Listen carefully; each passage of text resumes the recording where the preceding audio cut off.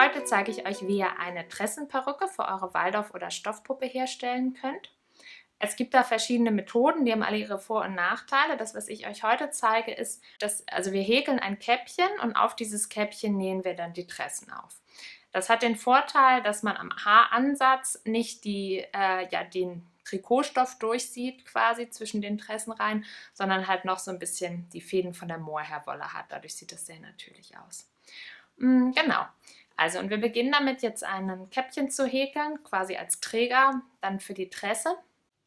Und mein Puppenkopf hat 33 cm Umfang und dafür brauche ich ca. 30 Gramm Mohairwolle für mein Käppchen und ca. 3,5 Meter von den Mohairtressen. Und ich verwende eine ganz grobe Häkelnadel mit der Stärke 9. Genau, und das Käppchen häkeln wir folgendermaßen. Also, ihr führt den Wollfaden zwischen kleinem und Ringfinger von hinten nach vorne durch die Hand, zwischen Mittel- und Zeigefinger wieder zurück, einmal über den Zeigefinger drüber und wickelt es einmal um den Daumen. Und jetzt könnt ihr das Ende des Fadens hier zwischen Ring und Mittelfinger einklemmen und so ein bisschen festhalten.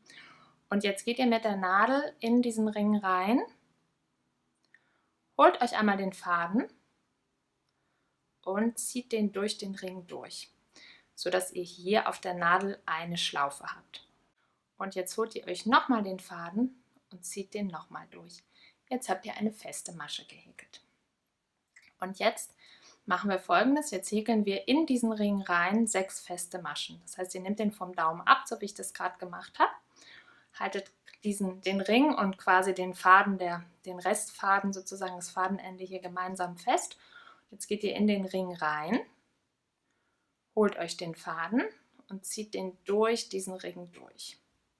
Jetzt habt ihr hier 2 Schlaufen auf der Nadel, holt euch nochmal den Faden und zieht den durch beide Schlaufen durch. Ihr eine Masche in den Ring gehäkelt. Jetzt machen wir dasselbe nochmal für die zweite Masche, also in den Ring eintauchen, Faden holen, durch den Ring zurück, 2 Schlaufen auf der Nadel, wir holen uns den Faden und ziehen ihn durch beide Schlaufen durch. Masche 2. Nochmal, wir tauchen in den Ring ein, holen uns den Faden, ziehen ihn durch den Ring zurück, 2 Schlaufen auf der Nadel, holen den Faden und ziehen ihn durch beide Schlaufen durch. Masche 3. Jetzt brauchen wir noch 3 weitere. Nochmal eintauchen, Faden holen, 2 Schlaufen, Faden holen, durch beide Schlaufen durch. 4. Nochmal eintauchen, Faden holen, durch beide Schlaufen durch. 5 und das letzte Mal. So. Und jetzt, wenn ihr hier am Ende dieses Fadenendes zieht, dann zieht sich der Ring zusammen. Das ist manchmal so ein bisschen hakig, weil die Mohairwolle einfach so ein bisschen hakt. Versucht das so eng wie möglich in der Mitte zusammenzuziehen. Jetzt habt ihr hier innen diesen zusammengezogenen Ring und außenrum eure Maschen. So, und jetzt häkeln wir als erstes eine Kettmasche und dazu stechen wir in die erste Masche ein. Und die erste Masche, das ist immer so ein bisschen schwer zu sehen, sind 2 Fäden nebeneinander. Und jetzt holt ihr euch den Faden und zieht den durch diese erste Masche durch und auch durch eure Masche auf der Nadel. Und jetzt habt ihr eine Kettmasche gehäkelt. Unser Ring sieht jetzt aus wie so eine kleine Blume. Und jetzt häkeln wir uns in jede Masche des Rings 2 Maschen rein. Also so, dass wir am Ende von den 6 Maschen 12 haben. Also, genau. So, los geht's. Also ihr stecht jetzt in dieselbe Masche nochmal ein, in die ihr eben schon gestochen habt. Holt euch den Faden. Jetzt sind wieder 2 auf der Nadel und zieht den durch. Das war Nummer 1. Jetzt stechen wir in dieselbe Masche nochmal ein, holen nochmal den Faden, haben hier wieder 2 Schlaufen auf der Nadel, holen nochmal den Faden und ziehen ihn durch beide durch. Jetzt haben wir 2 Maschen gehäkelt. Jetzt gehen wir weiter zur zweiten Masche des 6er Rings, gehen da wieder rein, holen uns den Faden, haben 2 Schlaufen auf der Nadel und holen den Faden und ziehen ihn durch beide Schlaufen durch. Das ist jetzt die erste Masche in unserer zweiten Masche am Sechserring. Das heißt, da machen wir jetzt noch eine rein, also nochmal in dieselbe Masche einstechen, Faden holen, nochmal Faden holen durch beide durch. Jetzt gehen wir zur dritten Masche, stechen ein, häkeln die erste Masche und nochmal in dieselbe Masche Nummer 2. So, jetzt sind wir bei der vierten. 1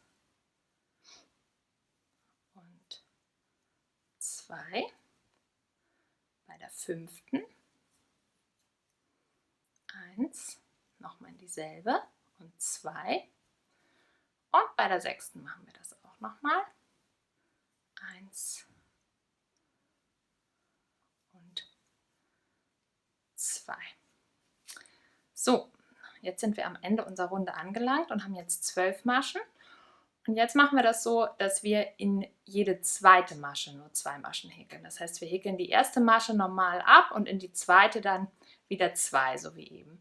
Und damit wir wissen, wann wir am Ende sind, ohne die ganze Zeit nachzählen zu müssen, lege ich mir jetzt hier so ein kleines Stück farbigen Faden ein als Rundenmarkierer. Ihr könnt natürlich auch einen richtigen Rundenmarkierer nehmen, wenn ihr einen habt. Ich nehme hier einfach so ein Stück Stickgarn und lege mir das hier einfach drüber. So, und jetzt geht's los. Also erste Masche. Häkle ich einmal ab und in die zweite Masche häkle ich 1 und 2 Maschen. So, in die dritte Masche häkle ich wieder nur eine und in die vierte Masche häkle ich 1 und 2.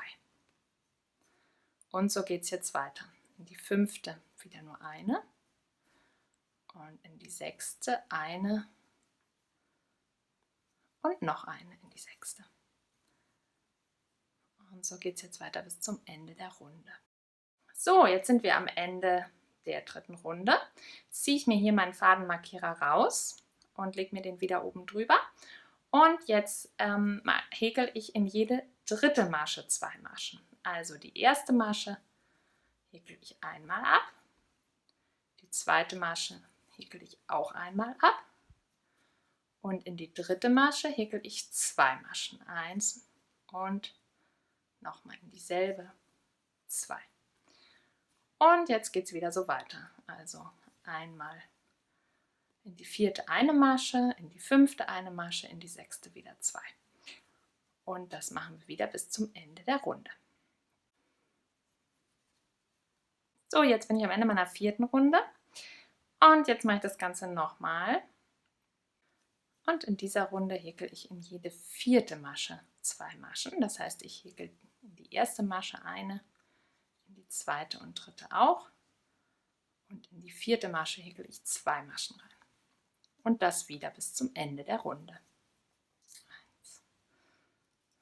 So, jetzt bin ich am Ende der fünften Runde und jetzt bin ich mir ziemlich sicher, dass mein Häkelstück schon groß genug ist, dass ich gar keine Maschen weiter zunehmen muss. Das probiere ich jetzt einmal aus, indem ich eine Anprobe mache. Hier ist meine Puppe, für die die Perücke werden soll.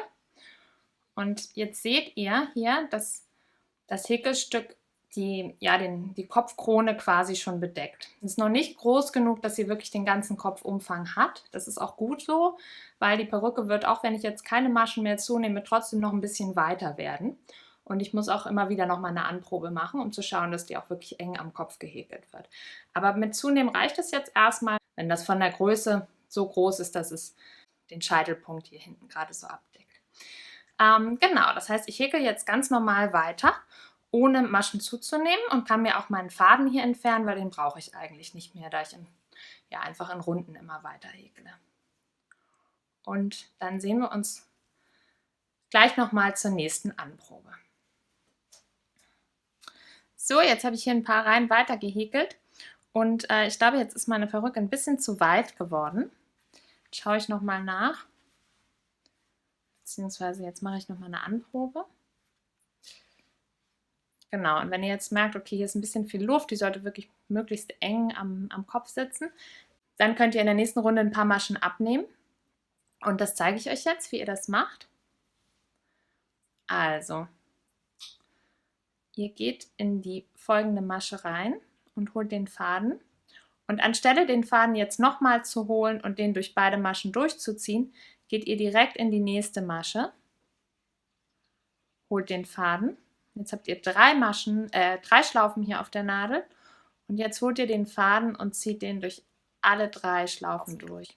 Und jetzt habt ihr eine Masche abgenommen. Das heißt, ihr habt jetzt eine Masche weniger in eurem Kreis hier in eurer Runde. Genau, und das könnt ihr dann, wenn ihr merkt, die Perücke ist sehr stark zu weit geworden, dann könnt ihr das jetzt so alle 3, 4 Maschen machen, dass ihr einfach eine Masche abnimmt. Und dann, genau, müsst ihr es immer wieder anprobieren und schauen, ob es jetzt passt. Und wenn ihr zufrieden seid, dann bleibt ihr einfach bei der Maschenzahl und häkelt dann so lange weiter, bis eure Perücke den Kopf bedeckt. Das zeige ich euch gleich nochmal, wie groß das Käppchen insgesamt werden sollte. So, und ich bin jetzt hier am Ende meiner Wolle. Ich habe nämlich so ein Reststück gehabt. Ich habe aber noch was, aber ich gucke jetzt nochmal, ob das vielleicht schon reicht.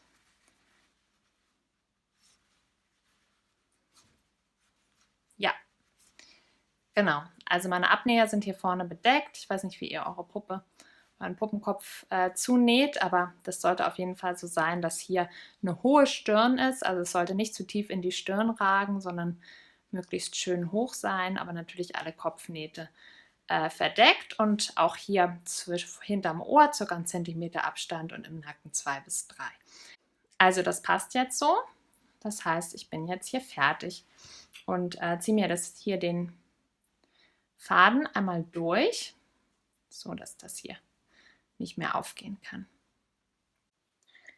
So, als nächstes nehmen wir uns jetzt die Häkelkappe auf dem Kopf fest. Dazu klappt ihr dieses Fädchen, was hier über ist, nach innen um und steckt euch die Perücke mit Stecknadeln am Kopf fest, so dass die an beiden Seiten über den Ohren gleich viel Abstand hat und ja, einfach gerade sitzt.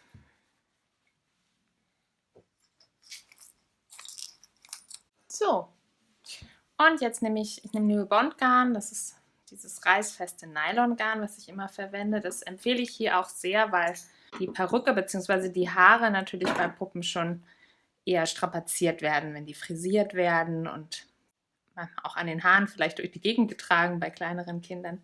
Da müssen die schon gut und fest sitzen, deswegen macht es Sinn, hier Nylongarn zu verwenden.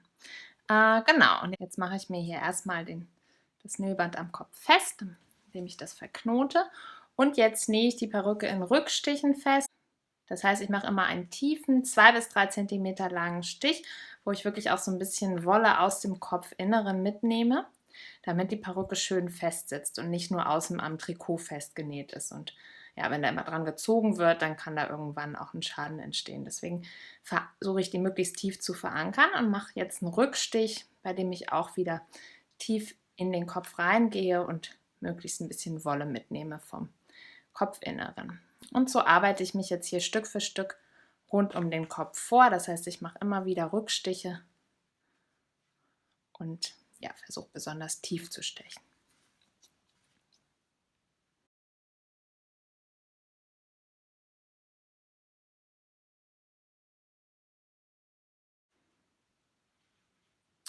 So, und wenn ihr wieder am Ende angekommen seid, dann könnt ihr die Enden hier gut verknoten.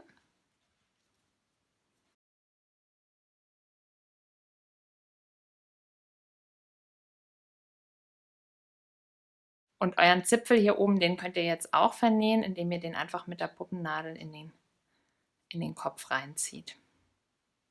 So, jetzt ist mein Käppchen fest und jetzt habe ich quasi die Basis, wo ich meine Perücke gut aufnähen kann.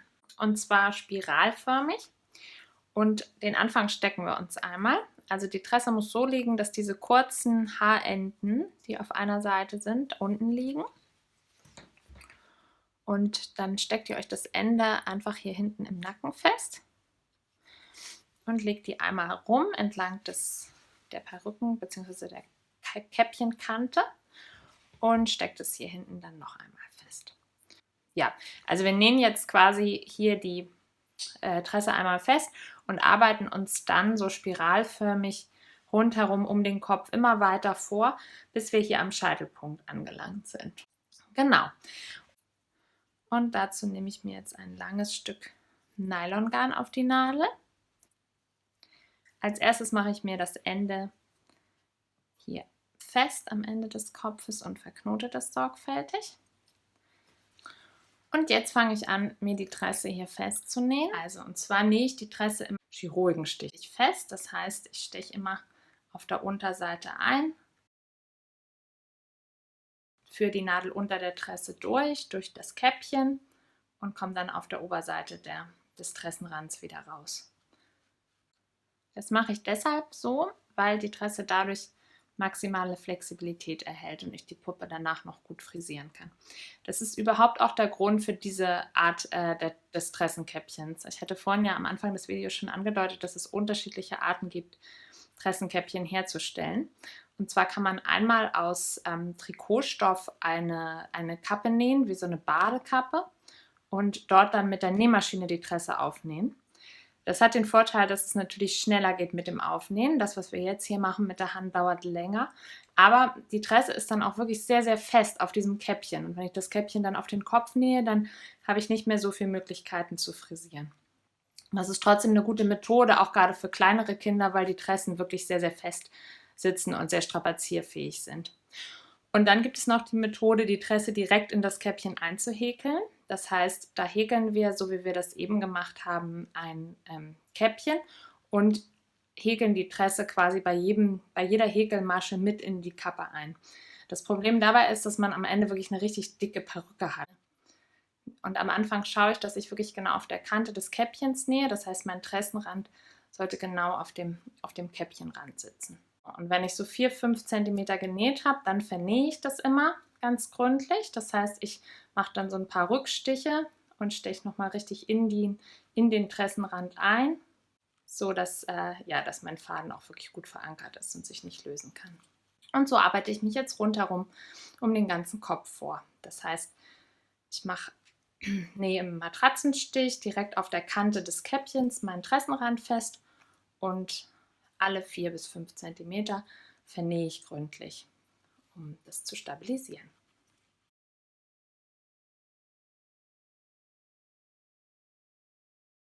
So, und wenn ihr hier jetzt am Ende der Runde angekommen seid, dann stickt so lange bzw. näht so lange weiter, bis eure Tresse wirklich auf den Tressenanfang hier trifft. Und dann könnt ihr das nochmal vernähen an dieser Stelle und auch nochmal mit dem Anfangsfaden verknoten.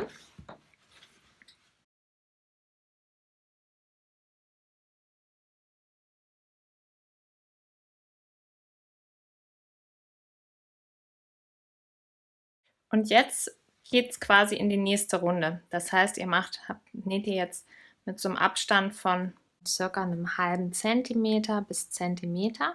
Beginnt ihr die zweite Runde und bleibt dann in der Spirale. Das heißt, in der zweiten Runde braucht ihr dann nicht wieder hier auf den Anfangspunkt treffen, sondern kringelt euch dann ja immer weiter vor bis zum Scheitelpunkt hinten.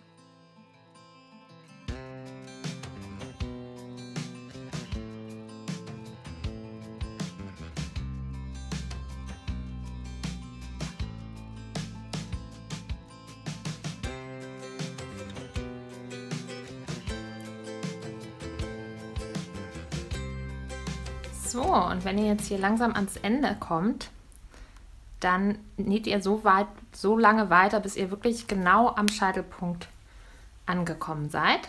Und je näher ihr an den Scheitelpunkt rankommt, desto enger solltet ihr auch nähen. Das heißt, dann ist der Abstand nicht mehr ein halber Zentimeter bis Zentimeter, sondern hier zum Schluss näht ihr wirklich die Tresse an Tresse, damit es schön dicht hier hinten ist und man nicht die untere Tresse noch durchschimmern sieht.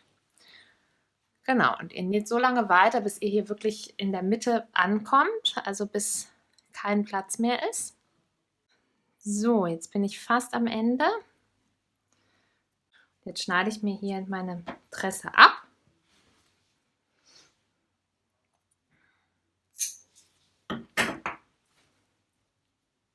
Und gehe weiter in Runden, sodass ich hier immer in der Mitte am selben Punkt rauskomme.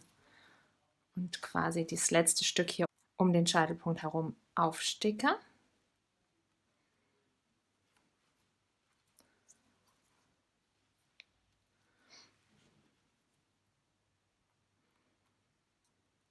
So, und jetzt geht es hier wirklich nicht mehr weiter. Also hier ist kein Platz mehr. Das heißt, jetzt vernähe ich mir das hier nochmal richtig gut zu allen Seiten hin. Gehe quasi nochmal sternförmig da durch. Das heißt, ich steche immer nochmal in die Tresse ein und mache in jede Richtung nochmal so einen Stich, um das Ende wirklich gut zu verankern. So, und dann schneide ich mir den Rest hier genau an der Stelle ab, wo meine Naht aufhört, sodass ich hier wirklich nur noch so einen Punkt habe. Genau, und hier gehe ich jetzt ein Stück unter der Tresse durch, sodass ich hier rauskomme bei einer der drunter liegenden Reihe. Na? Und nehme mir hier dann einfach so ein kleines Stück Tresse und dann verknote ich mein Fadenende. Hier überall Haare dazwischen, das muss man natürlich so ein bisschen auseinanderdröseln. So, jetzt habe ich hier quasi den Faden so halb durchgezogen. Also ich habe hier das Fadenende und hier die Schlinge und die beiden verknote ich jetzt richtig sorgfältig miteinander und dann ziehe ich mir das in den Kopf rein, die Fadenenden, sodass ich die verschwinden lasse.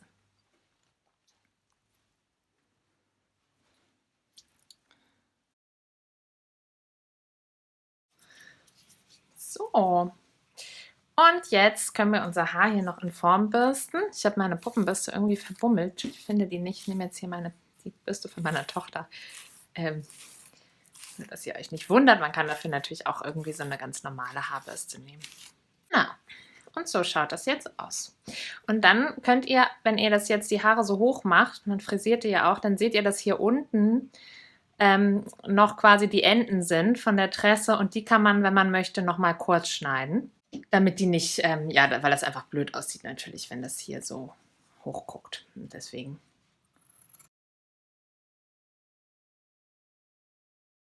So, ja, und so schaut es nun aus. Jetzt ist die Tressenperücke fertig. Wie gesagt, es gibt noch andere Methoden, die zeige ich hier vielleicht auch nochmal, aber ich finde aktuell diese hier ist meine Lieblingsmethode. Die finde ich am besten, weil die Haare noch schön flexibel am Kopf sind und ja, man selber auch so ein bisschen die Dichte der Haare steuern kann, indem man nämlich entscheidet, wie nah man die Tressen aneinander macht. Wenn man zum Beispiel, ja, wenn man das für eine Babypuppe macht, dann würde ich die Tressen nämlich einfach ein bisschen weiter machen, weil dann ist das Haar nicht so dicht und das sieht bei Babypuppen dann natürlicher aus. Man muss bloß zum Ende, zum Scheitelpunkt hin immer wirklich dicht werden, weil sonst, ja, sonst sieht man das, schimmern die Tressen dort durch, also die Tressenbänder quasi. Genau. Ja, wenn euch das Video gefallen hat, dann abonniert gerne meinen Kanal. Ich poste jede Woche ein neues Video rund ums Puppenmachen und auch für Puppenkleidung, manchmal auch mit manchmal auch mit kostenlosen Schnittmustern zum Runterladen. Ja, und ich freue mich dann, euch nächste Woche zu sehen.